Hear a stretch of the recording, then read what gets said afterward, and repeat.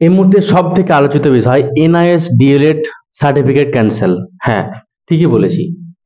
NIS D.El.Ed certificate cancel হতে চলেছে, গুরুত্বপূর্ণ খবর। ইতিমধ্যে মার্কেটে হইচই পড়ে গেছে। তবে হ্যাঁ, আমি একটু সময় নিয়ে ভিডিওটা করছি। ভিউজ উদ্দেশ্য হলে আমি ভিডিওটা 2 দিন আগে বানাতাম, কারণ আমি যখন রেকর্ডিংটা করছি তার 2 দিন আগেই এই নোটিশটা চলে এসেছে, এনআইএস ডিএলএড নোটিশ। ব্যাপারটা জেনে আমি ভিডিওটা করছি, দেরিতে ভিডিওটা করছি। আমি চেষ্টা করব সঠিকটা আপডেট দেওয়ার। তাহলে শুরু করার আগে ছোট্ট একটা কথা, যারা নতুন অবশ্যই সাবস্ক্রাইব করবে আর নিজের মতামতটা জ্ঞাপন করবে। সুপ্রিম কোর্টের নির্দেশ মেনে আমাদের পর্ষদ থেকে একটা নোটিশ জারি করা হয়েছে আজ থেকে 3 দিন আগে। নোটিশটা কি? নোটিশটা হচ্ছে রিক্রুটমেন্ট 2022-এর ক্ষেত্রে 22 প্রসঙ্গে যে 18 সালের এনআইএস ডিএলএড, সেই ডিএলএড সার্টিফিকেট ভ্যালিড হবে না ইনভ্যালিড হবে তার বার্তা দিয়েছে। নিম্নলিখিত শর্তগুলো যদি কেউ দেখাতে পারে, মানতে পারে, প্রমাণ দেখাতে পারে, তবে তার সার্টিফিকেটটা ভ্যালিড থাকবে। এবং এর ব্যাপারে টেট পাস 2022 সহ আরো যে টেট পাস 2017 রয়েছে, তারা কিন্তু বেশ চিন্তার মধ্যে রয়েছে যে কি ঘটতে পারে। কি প্রথমত, এই নোটিশে বলা হয়েছে যে 2017 সালের আগে, আমি আসবো টেট 22 এনএস নিয়েও আসবো। 2017 সালের আগে যারা টেট পাস সার্টিফিকেট দেখাতে পারবে, টেট পাস সার্টিফিকেট থাকতে হবে, টেট পাস সার্টিফিকেট 2017 সালে আগে, 10/8/17 আগে।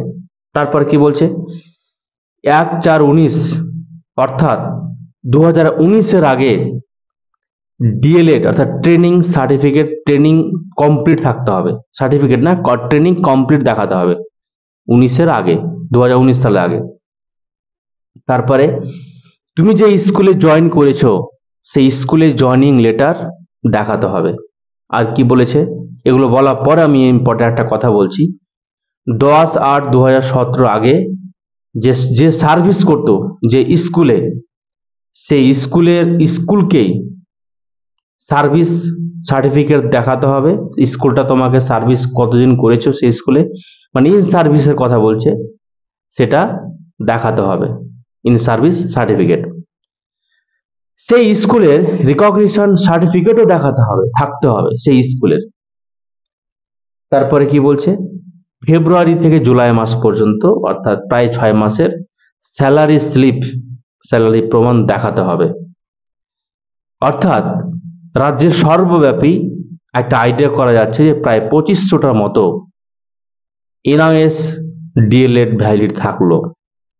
এই ব্যাপারে বাকি যে এনআইএস ডিএলএড আছে তাতে চিন্তার টেনশনটা কেন? টেট 2022 এনআইএস এর টেনশন কেন? কারণ সুপ্রিম কোর্ট এনআইএস 18 মাসের এনআইএস কে ভ্যালিড করলেও আমাদের রাজ্য সরকার এই ব্যাপারে কোনো উচ্চবাচ্য করেনি, কোনো নোটিশ, কোনো কিছুই দেয়নি। অর্থাৎ অনেক স্কুল আছে যে টাকা দিয়ে এনআইএস করানো হয়েছে, অথচ স্কুলে সে পড়ায় না, কোনো প্রমাণ নেই। অনেক স্কুল আছে এরকম ঘটনা ঘটিয়েছে, টাকা দিয়ে তাদেরকে টিচারের নাম ঢুকিয়ে তারা এনআইএস ডিএল করেছে। এগুলো প্রমাণ যখন চাইবে গভর্নমেন্ট, তখন প্রবলেম দেখা দিতে পারে, অনেক জটিলতা দেখা দিতে পারে। তাই এনআইএস এর এই নোটিশটা সত্যি একটা চিন্তার বিষয়। কিন্তু ইন ফিউচার কি ঘটছে আগে থেকে 100% বলা কোনো কিছু সম্ভব নয়, বিশেষ করে আমাদের রাজ্যে। কারণ আমাদের রাজ্যে কি ঘটতে চলেছে স্বয়ং পর্ষদ সভাপতিও ঠিক মতো জানে না, শুধু জানে ইউটিউবার সবার আগে থেকে জানে। যাই হোক, একটু ইয়ার্কি করলাম। তো NIS related, SLST related, upper primary related authentic update পেতে গেলে দ্য সিওর সাকসেস ইউটিউব চ্যানেলটা সাবস্ক্রাইব করবে আর কমেন্ট করে নিজের মতামতটা জ্ঞাপন করবে। Keep watching, keep learning, take care and bye. Jai Hind.